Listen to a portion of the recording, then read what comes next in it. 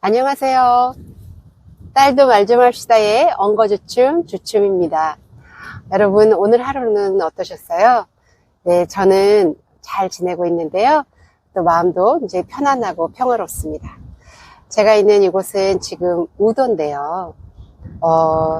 비양도에 캠핑을 하러 왔어요.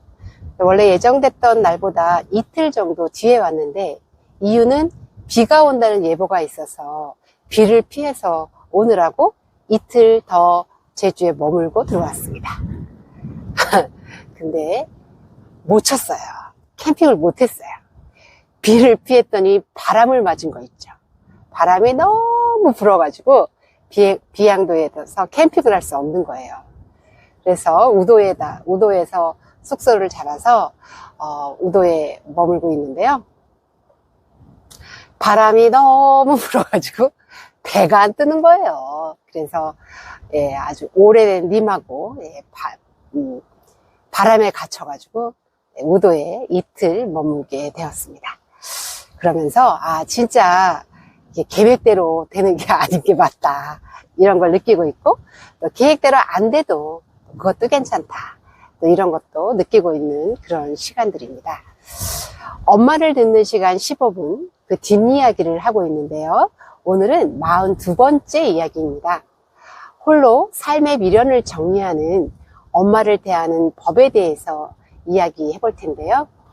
엄마와 100일을 이야기하고 떠나왔잖아요. 이렇게 떠나오니까 엄마 마음이 더 잘 보이고 엄마 심정이 이런 심정이었나 보다, 이렇게 가늠이 되는 게 좀 더 많아지더라고요. 조금 거리를 두고 엄마한테 거리를 두고 좀 있다 보니까 엄마가 이랬나 봐, 이런 생각이 좀 드는 요즘이거든요. 제가 그날 42번째 그날은 홀로 연명치료 거부 의사를 밝히고 장기 이식 동의서를 작성한 엄마를 들은 날이에요. 어느 날 엄마가 저한테 그러시는 거예요. 혼자 가셔서 연명치료 거부 의사를 밝히고 장기 이식 동의서를 작성하셨다, 이렇게 얘기를 하셨거든요. 그 얘기를 들은 그때는 잘하셨네, 그냥 이렇게 얘기하고 끝냈어요. 그때 엄마하고 이렇게 많은 이야기를 하거나 그냥 이렇게 평범하게 일상적으로 살던 난리에서 그냥 그러셨나 보다. 그리고 나 역시도 평상시 좀 그런 거 해놨으면 좋겠다, 이렇게 생각하고 있던 터라 엄마가 그렇게 하고 오셔서 잘하셨네, 이러고 그냥 넘어갔던 거죠. 네, 이날은 이제 엄마랑 이렇게 이런 얘기 저런 얘기를 엄마를 듣는 그런 시간들이었으니까 물어봤어요. 엄마 그때 그렇게 하고 오셨는데 엄마 그때 마음이 어땠어? 이렇게 물었어요.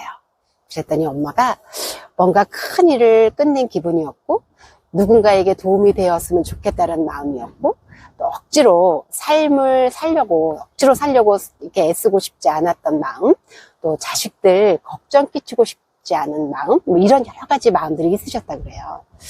줄줄이 이어지는 그런 엄마의 마음을 들으면서 삶의 결정권을 엄마가 쥐고 싶어 하는 이런 마음에 저는 굉장히 많이 공감이 되더라고요. 내 마음도 그렇대요, 이러면서. 네, 그래서 너무 공감이 됐는데, 엄마는 이제 저랑 같이 처음에는 엄마 이야기 많이 하셨는데 이야기를 자꾸 이렇게 이어가면서 제 마음을 물어보는 날들도 많아졌어요. 그래서 엄마 이날도 저한테 물으시더라고요. 너는 내가 그런 결정을 하고 왔을 때 네 마음은 어땠니? 이렇게 물으시는 거예요. 그래서 말씀드렸죠. 좋았다. 왜냐면 엄마가 엄마의 의사를 분명히 나한테 말을 해놨기 때문에 혹여라도 나중에 무언가를 결정할 때 엄마 의사를 바탕으로 우리가 논의할 수 있으니 고민할 거리가 많이 줄지 않냐. 그래서 난 좋았다, 이렇게 이제 물었는데요. 엄마가 이제 어느 날 최종 동의서를 큰오빠 보고 쓰라고 그러더라고요. 근데 그때 제 마음은, 엄마는 나랑 살지만 그래도 마음에는 역시 큰아들 이런 마음을 갖고 있나? 이런 생각이 좀 들었어요. 그래서 물어봤어요. 엄마 왜 큰오빠한테 동의서를 쓰라고 그랬어? 이렇게 물어봤더니 오빠가 어느 날 이런 얘기를 했더니 반대를 하더라는 거예요. 그래서 반대하는 그 아들한테 동의서를 작성하라고 하면 다른 형제들하고의 마찰이나 이런 것이 없겠다, 이런 마음에 그렇게 하셨다고 얘기를 하시더라고요. 엄마의 이렇게 속속들이 사정을 들을 수 있으니까 저는 조금 좋았고요. 또 엄마는 평상시에도 이 귀가 우리가 죽을 때 자꾸 늦게 떨어진대요. 그러니까 엄마가 이렇게 눈을 감았더라도 계속 좋은 말을 해달라고 하셨거든요. 근데 이날은 물어봤어요. 엄마, 그 좋은 말 뭘 해줬으면 좋겠어? 이랬더니 엄마가 좋은 말을 해달래요. 네, 죽음을 연구하는 어떤 학자는 그러더라고요. 이 세상에서 마지막 하는 말이 다음 세상에서 듣는 첫 말이라고. 말 된다 싶더라고요. 그리고 신문 칼럼도 한번 봤더니 그 갑작스런 사고로 가족들께 막 문자를 보내야 할 때 사랑한다라는 말을 가장 사람들이 많이 썼대요. 그리고 또 법륜 스님은 그런 말씀을 하시더라고요. 언젠가는 헤어지고 그리고 그 헤어질 날이 언제인지를 모른다라는 것을 아주 확실하게 알고 있으면 우리는 지금을 잘 지낼 수 있다고 이런 얘기를 하셨는데요. 어쨌든 저는 그날 홀로 연명치료 거부서를 작성하고 장기이식 동의서를 작성하며 삶을 정리하는 엄마의 그런 마음을 들을 수 있어서 참 뜻깊은 그런 시간이었습니다. 그럼 오늘 홀로 삶의 미련을 정리하는 엄마를 대하는 법, 딸도 말 좀 합시다. 오늘의 팁으로 정리하겠습니다. 첫 번째, 연명치료에 대해 미리 엄마의 의견을 들어두셔요.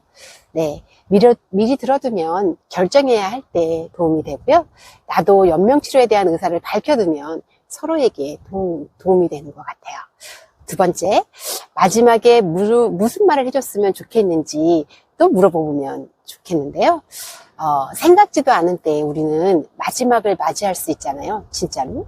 그래서 어떤 말을 듣고 싶은지 미리 들어주고 그 말을 평상시에도 서로 해주고 이러면 참 좋지 않나 이런 생각이 듭니다. 세 번째, 자식에게 부담이 되고 싶지 않은 엄마 마음에 충분히 공감을 해보면 좋을 것 같습니다.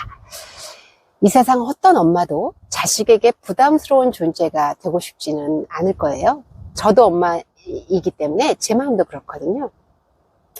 마지막까지도 잘 정리하고 싶은 엄마 마음을 존중하고 그렇게 존중한 그 마음으로 지금을 잘 살면 참 좋겠다 이런 생각이 듭니다. 지금도 우도에는 바람이 많이 불고 있는데 그래도 그 바람 경보? 예, 이런 게 들을 때보다 훨씬 더 바람이 잦았던 것 같아요. 예, 이런 바람 부는 우도에서 엄마 마음을 생각하면서 엄마 마음을 나눌 수 있어서 참 좋은 이런 날입니다. 잘 지내시다가 다음에 또 만나겠습니다. 안녕.